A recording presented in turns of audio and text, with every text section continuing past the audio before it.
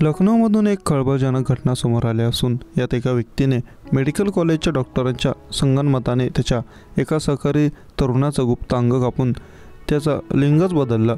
या घटनेचं वृत्त परिसरात वाऱ्यासारखं पसरल्याने भारतीय किसान युनियनचे कार्यकर्ते आरोपी आणि डॉक्टरवर कारवाई करण्याच्या मागणीसाठी मेडिकल कॉलेजमध्ये धरण्यावर बसले आहेत। ही घटना उत्तर प्रदेशातील मुझफ्फरनगरमधून समोर आली आहे। मंसूरपूर पोलीस स्टेशन हद्दीतील बेगरजापूर मेडिकल कॉलेजमध्ये ही घटना घडली। सांजक गावात राहणाऱ्या 20 वर्षीय तरुणाला ओमप्रकाश पाल नावाच्या व्यक्तीने आमिष दाखवून 3 जून रोजी तिथे आणल्याचा आरोप आहे।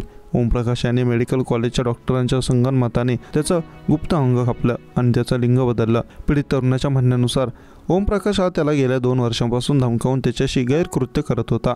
ओमप्रकाशने पीडित मुलाला आता तू मुलगी झाली आहेस आणि आपण दोघं आता लग्न करू असं म्हटलं।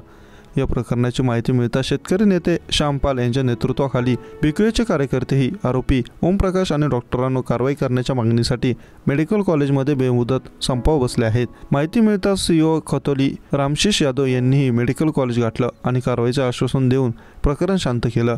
पीडित तरुणाचं म्हणणं आहे की ऑपरेशन नंतर शुद्ध आल्यावर मी विचारलं की ऑपरेशन कशासाठी केलं, तेव्हा आरोपीने सांगितलं की मी तुला मुलापासून मुलगी बनवलं आणि आता तुला माझ्यासोबत राहावं लागेल।